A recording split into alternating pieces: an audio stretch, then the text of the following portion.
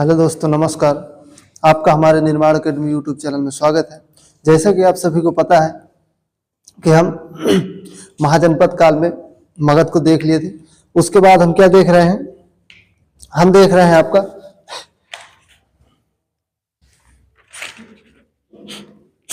गुप्त वंश भी हमने देख लिया था।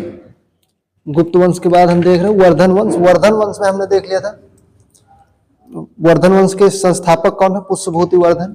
उसके बाद हमने देखा था इसका जो सबसे प्रतापी शासक है वो कौन है? पुष्यभूति वर्धन के बाद आपके आते हैं, कौन आते हैं? प्रभाकर वर्धन। प्रभाकर वर्धन के दो पुत्र होते हैं, जो कि वो दो पुत्र यानी एक पुत्री होती है, यानी तीन संतानें होती हैं। एक राजवर्धन, हर्षवर्धन और इसकी जो पुत्री थी राजश्री, जिसने क्या किया था? राजश्री का विवाह किससे करवा दिया था? ग्रहवर्मन से करवा दिया था। ग्रहवर्मन की हत्या कौन कर देता है? हमने देखा था मालवा का शासक आता है, उसकी हत्या कर देता है। फिर जब उसकी हत्या, ग्रहवर्मन की हत्या मालवा का शासक कर देता है, तो मालवा के शासक की हत्या कौन करता है? राजवर्धन कर देता है।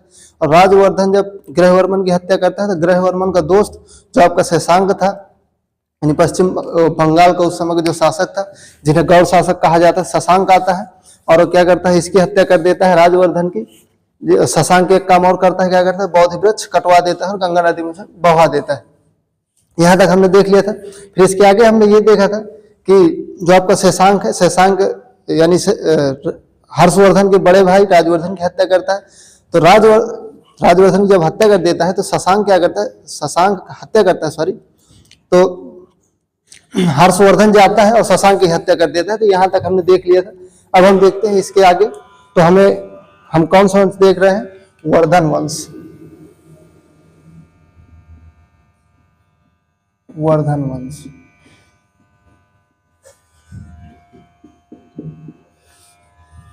हर्षवर्धन किसकी हत्या करता है? शशांक की।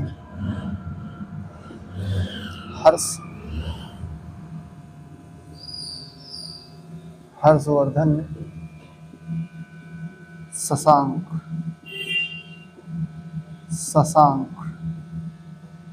शशांक हत्या कर दी। हर्षवर्धन क्या करता है? शशांक की हत्या कर देता है। हर्षवर्धन जब शशांक की हत्या करता है तो इसके आगे दो प्रमुख कार्य होते हैं। इसके आगे दो चुनौतियां होती है। एक चुनौती ये होता है कि साम्राज्य को चलाना, और उसकी बहन जो थी राजश्री, जो कि भाग जाती है। कहाँ भाग जाती है? जंगल चली जाती है, उसको ढूंढना। तो ये क्या करता है? यह जो है हर्षवर्धन क्या करता है कि बौद्ध भिक्षु, यानी कि बौद्ध भिक्षु जो होते हैं उनसे सहायता लेते हैं, क्योंकि ये जो लोग होते हैं साधु और बौद्ध भिक्षु, ये जो लोग होते हैं कहाँ रहते हैं? जंगलों में रहते हैं। तो इसको जो है, इसको एक बौद्ध भिक्षु बताते हैं, दिवाकर नामक बौद्ध भिक्षु इसे बताते हैं कि मेरे जंगल में एक यानी स्त्री है जो बड़े घराने से लगती है, यानी राजपाट से लगती है। तो वहीं इसको राजश्री का पता कौन बताते हैं? आपके बताते हैं दिवाकर नामक बौद्ध भिक्षु।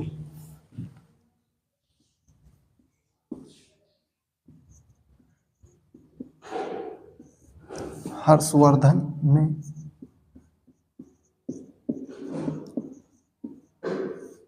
दिवाकर नामक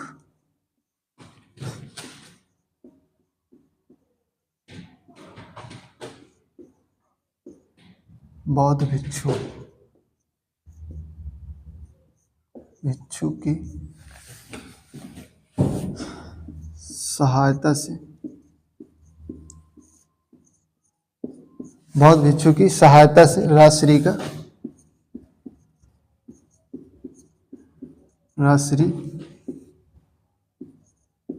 की खोज की। तो सर्वप्रथम कौन सा कार्य करता है? अपनी बहन राजश्री को पता लगाता है, यानी कहाँ है, राजश्री को खोजता है।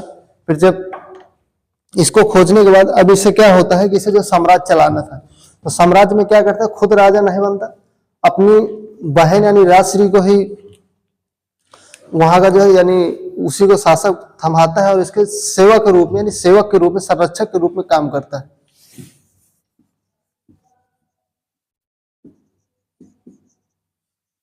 हर्षवर्धन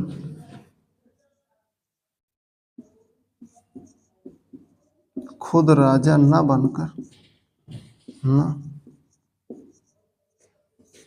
खुद राजा न बनकर क्या करता है, अपनी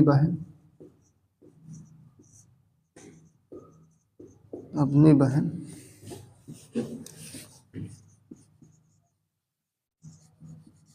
राजश्री का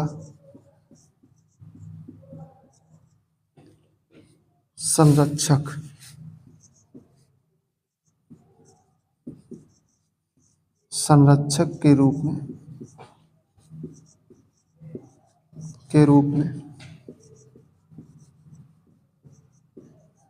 साम्राज्य संभालता है। जो हर्षवर्धन है वो खुद राजा नहीं बनता, राजा किसे बनाता है, नहीं राजा जो बनाता है अपनी बहन राजश्री को बनाता है और उसके जो है संरक्षक के रूप में काम करता है। यानी कि यह है राजश्री का संरक्षक के रूप में काम करता है कौन, हर्षवर्धन।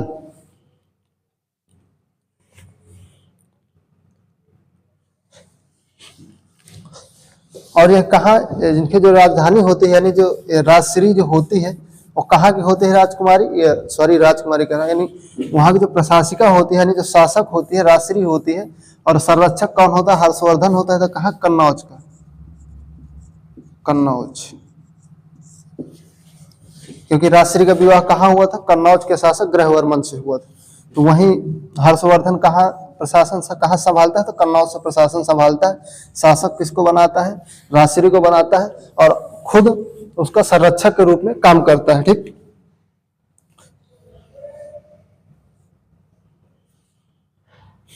अब हम देखते हैं हर्षवर्धन कुछ पुस्तकें हैं। हर्षवर्धन शासक नहीं बनता जबकि संरक्षक के रूप में काम करता है। यह कुछ पुस्तकें लिखता है।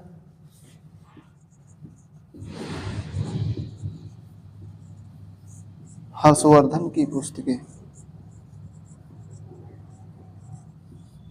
और कौन कौन सी है उन्हें देखते हैं। पहले हमारा कौन सा आ जाएगा, नागानंद, रत्नावली और प्रियदर्शिका। नागानंद,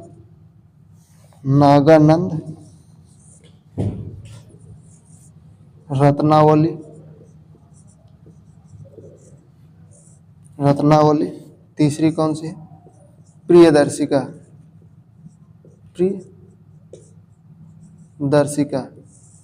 ये बहुत इंपॉर्टेंट है तीनों आपकी, ये तीनों आपसे पूछी जाती हैं। आपसे पूछ लिया जाएगा कि प्रियदर्शिका के लेखक कौन है, या नागानंद के लेखक कौन है, रत्नावली के लेखक कौन है, या तो फिर 4 ऑप्शन देगा और पूछ लेगा कि इनमें से 4 में से हर्षवर्धन की पुस्तक कौन है।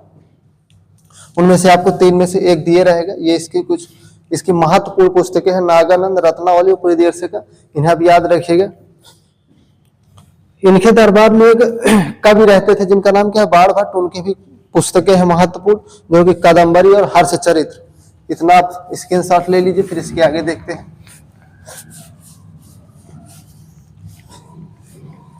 हर्षवर्धन के दरबार में कौन से कवि रहते थे, बाण भट्ट।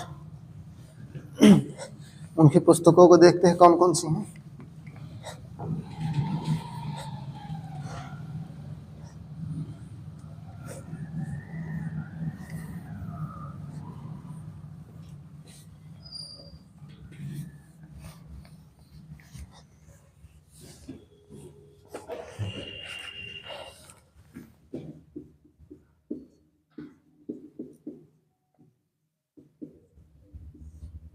हर्षवर्धन के दरबारी कवि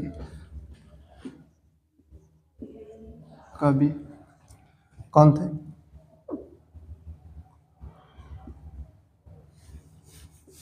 हर्षवर्धन के दरबारी कवि बाण भट्ट। कौन है, बाण भट्ट। इनकी पुस्तकें कौन कौन सी हैं, इनकी 2 प्रमुख पुस्तकें हैं, जो कि पहली है आपकी कादम्बरी और हर्षचरित्र।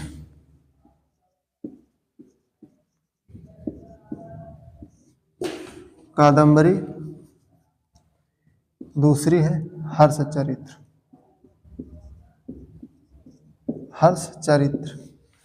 कौन से है? कादम्बरी और हर्षचरित्र। कादम्बरी हर्षचरित्र। तो हर्षवर्धन के दरबारी कवि कौन थे? बाणभट्ट थे, जिन्होंने प्रमुख पुस्तकें कादम्बरी और हर्षचरित्र इनकी प्रमुख पुस्तकें।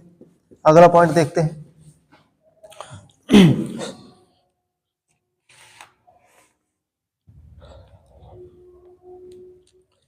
हर्षवर्धन को क्या कहा जाता है? अंतिम हिंदू शासक कहा जाता है हर्षवर्धन को।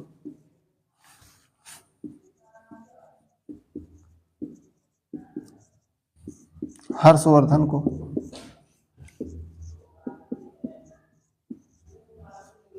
अंतिम हिंदू शासक कहा जाता है, कहा जाता है। ठीक, हर्षवर्धन को अंतिम हिंदू शासक कहा जाता है। और हर्षवर्धन ये क्या करता है? ये शादी नहीं करता। ये शादी नहीं करता जिसका इनकी कोई संतान नहीं होती। तो हर्षवर्धन के बाद वर्धन वंश समाप्त हो जाता है और इसके बाद फिर कोई खास शासक नहीं आते। इसके आगे हम देखते हैं। इसके जो हर्षवर्धन के समय, इसके शासनकाल में ये माना जाता है कि इसके समय चोर और डाकुओं का बोलबाला था, यानी इसके समय डकैत वकैत बहुत थे। इस समय चोर और डाकू, चोर और डाकुओं का बोलबाला था, बोलबाला था। यानी कि इस समय जो था, हर्षवर्धन के समय क्या था कि चोर और डाकुओं को बोलबाला था। यानी कि इस समय चोरी और डकैती बहुत ज्यादा होती थी। यानी कि इस पर हर्षवर्धन का जो समय था, उसके समय जो शासन काल था, वो उतना अच्छा नहीं था। क्योंकि अगर अच्छा होता तो चोर और डाकुओं के ऊपर कुछ लगाम लगाया जाता। लेकिन इसके समय क्या था, जो जितना पाए लूट ले जाओ, चोरी कर लो, मारो जो हो। इससे हमें यहां से ये पता चलता है। इसके समय चीनी यात्री आता है। कौन आता है? चीनी यात्री कौन आता है? ह्वेनसांग आता है। इसके समय चीनी यात्री भारत कौन आता है? ह्वेनसांग आता है, जो कि एक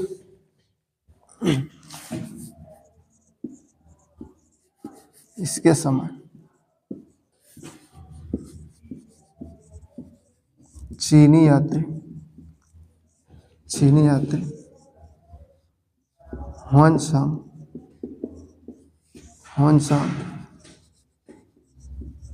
भारत आया। ह्वेनसांग भारत आता है। ह्वेनसांग की पुस्तक कौन सी है? इसकी जो पुस्तक है वो कौन सी है? CQ की। कौन सी है? CQ की। इसकी यात्रा बोले, पुस्तक बोले, इसकी यात्रा कौन सी? CQ की। CQ की। ह्वेनसांग की यात्रा ये पुस्तक कौन सी है? CQ की है आपकी।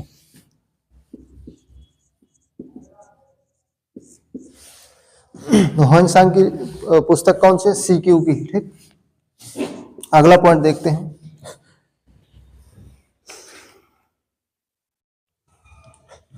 ये जो ह्वेनसांग जो था, ये नालंदा विश्वविद्यालय में पढ़ता है और यहीं पर बाद में पढ़ाता भी है। यानी कि पहले स्टूडेंट तो बना, बाद में क्या होता है, यहाँ पर टीचर बन जाता है। ह्वेनसांग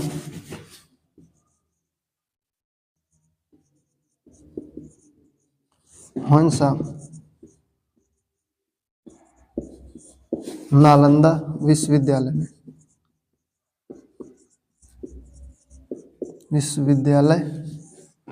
में पहले पढ़ता है और बाद में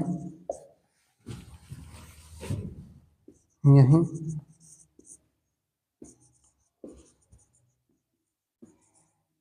अध्यापक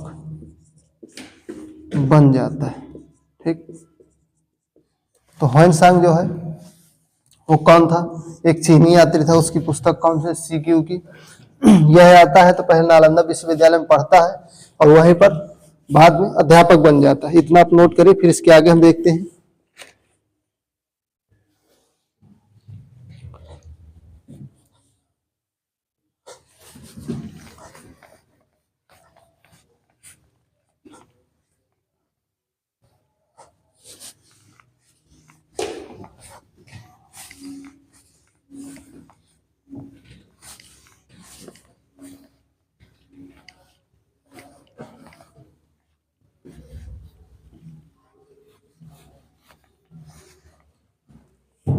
अगला हमारा पॉइंट ये है कि हर्षवर्धन के द्वारा जो प्रत्येक 5 वर्ष में प्रयाग में होने वाला मोक्ष परिषद होता था, महामोक्ष परिषद, उसमें अध्यक्ष किसको बना देता है? ह्वेनसांग को बना देता है।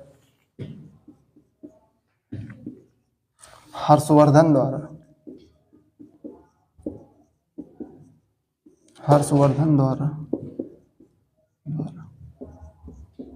हर 5 वर्ष में प्रयाग में होने वाला महामोक्ष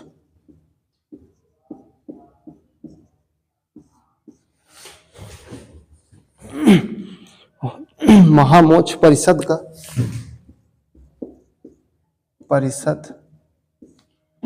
का अध्यक्ष किसे बनाता है? ह्वेनसांग को बना देता है। ह्वेनसांग को बनाता है, जिससे क्या होता है कि यहाँ के जो पंडित लोग होते थे, जो ब्राह्मण थे, वो क्या करते हैं? इसका हर्षवर्धन का विरोध करते हैं, क्योंकि अपने यहाँ का जो पंडित है वो चाहेगा भैया हमारा काम है, हम यहाँ के अध्यक्ष बनेंगे, आप विदेशी क्यों बनाते हो? चीनी यात्री, चीन के व्यक्ति को आप क्यों बनाते हैं? लेकिन इससे पता चलता है कि जो ह्वेनसांग था वो विद्वान बहुत था, जिस कारण क्या करता है कि हर्षवर्धन उसे प्रयाग में जो होने वाला महामोक्ष परिषद होता था हर 5 वर्ष में, उसका इसे अध्यक्ष बनाता था, जिस कारण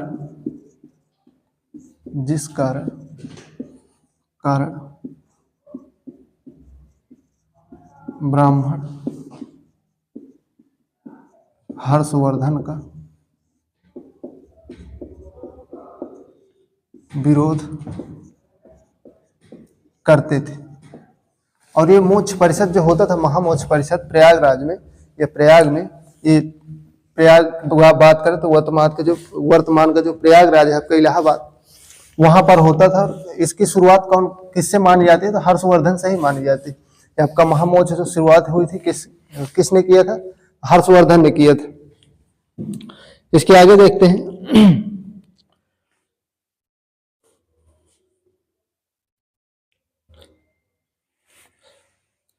इसके समय एक सम्मेलन का आयोजन किया जाता है कन्नौज में, जिसे क्या कहते हैं? 5वीं बौद्ध संगीति भी कहा जाता है। इसके समय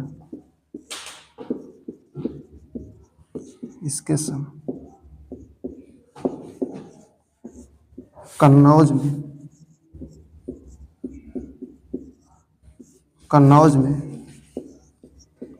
एक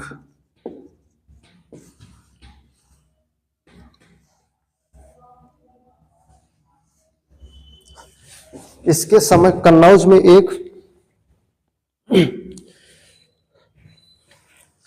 एक बहुत बड़ा बौद्ध सम्मेलन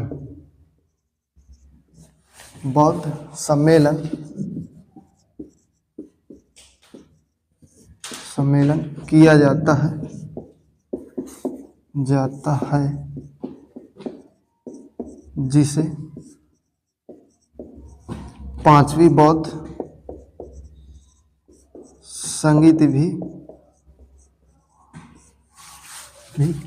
संगीत भी कहा जाता है। यानी जो 5वीं, इसके समय जो कन्नौज में एक बौद्ध सम्मेलन हुआ था, बौद्ध सम्मेलन, उसे क्या कहा जाता है, पांचवी बौद्ध संगीत भी कहा जाता है, क्योंकि इतना बड़ा ये सम्मेलन था जिसमें क्या हुआ था तो बौद्ध लोग बहुत आए थे।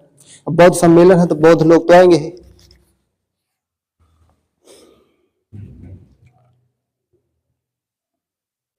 अगला देखते हैं कि हर्षवर्धन ने क्या किया था, दक्षिण भारत को जो है जीतने का अभियान अपना किया था, दक्षिण भारत अभियान किया था। यह जाता है दक्षिण भारत को जीतने के लिए जाता है, लेकिन क्या होता है कि नर्मदा के तट पर, नर्मदा नदी के तट पर दक्षिण भारत के चालुक्य शासक पुलकेशिन द्वितीय इसकी हत्या, इसको जो पराजित कर देते हैं।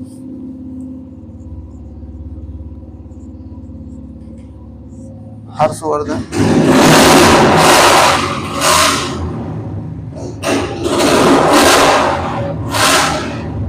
दक्षिण भारत अभियान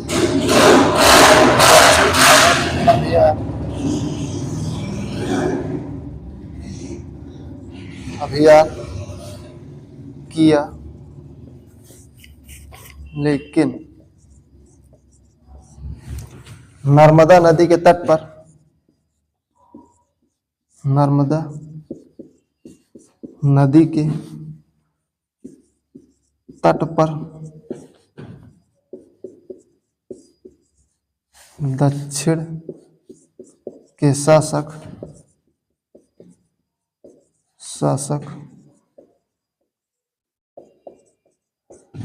पुलकेशिन, कौन, पुलकेशिन द्वितीय,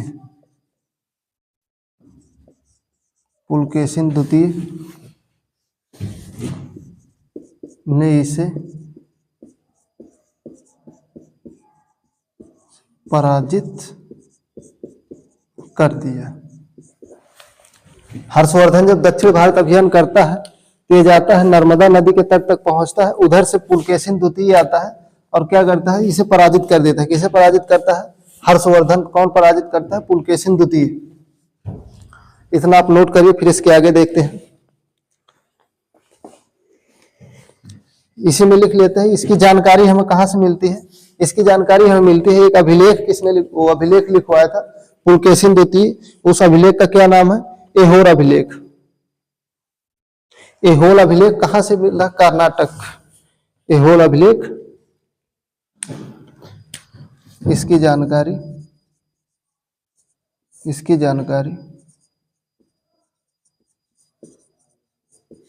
ऐहोल अभिलेख से, अभिलेख जो कहाँ है, कर्नाटक में, अभिलेख से मिलती है। इसे लिखवाया किसने था, अब जो जीता है वही लिखवाया। कौन लिखवाया था, पुलकेशिन द्वितीय। पुलकेशिन द्वितीय ने इसे लिखवाया था। किसने लिखवाया था, पुलकेशिन द्वितीय ने इसे लिखवाया था। कौन सा अभिलेख, ऐहोल अभिलेख से हमें क्या पता चलता है कि हर्षवर्धन दक्षिण भारत अभियान करता है, लेकिन पुलकेशिन द्वितीय आता है और इसे नर्मदा नदी के तट पर पराजित कर देता है, जिससे वापस आ जाता है। आगे देखते हैं, इसके आगे एक दो पॉइंट हम देख लेते हैं, फिर आज से हमारा वर्धन वंश समाप्त होगा। इसे हम पुष्यभूति वंश या वर्धन वंश कहते हैं।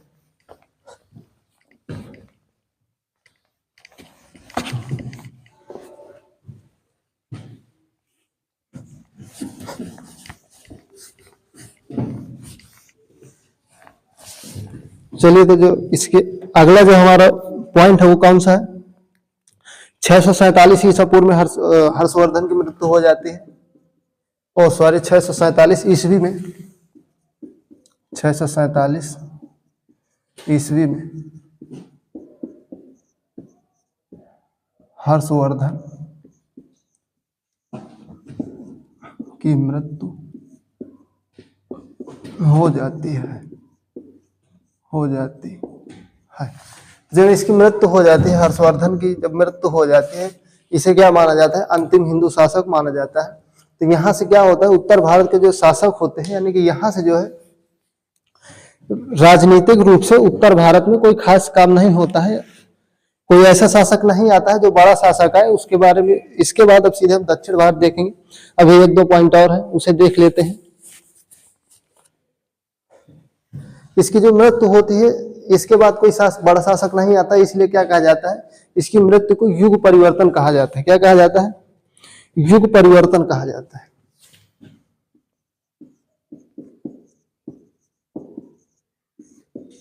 हर्षवर्धन की मृत्यु को युग परिवर्तन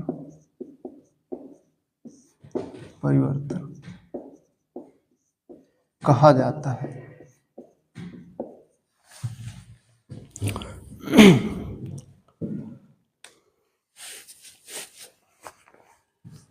एक पॉइंट ये लिख लेते हैं, जो हर्षवर्धन था वो बौद्ध धर्म को मानता था, हिंदू था लेकिन बौद्ध धर्म को मानता था, और यह एक संस्कृत का बहुत बड़ा ज्ञानी था।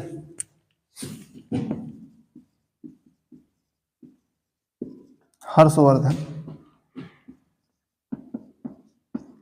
अंतिम बौद्ध शासक था जो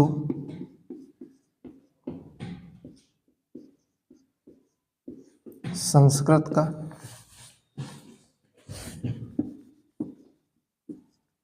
महान ज्ञानी था।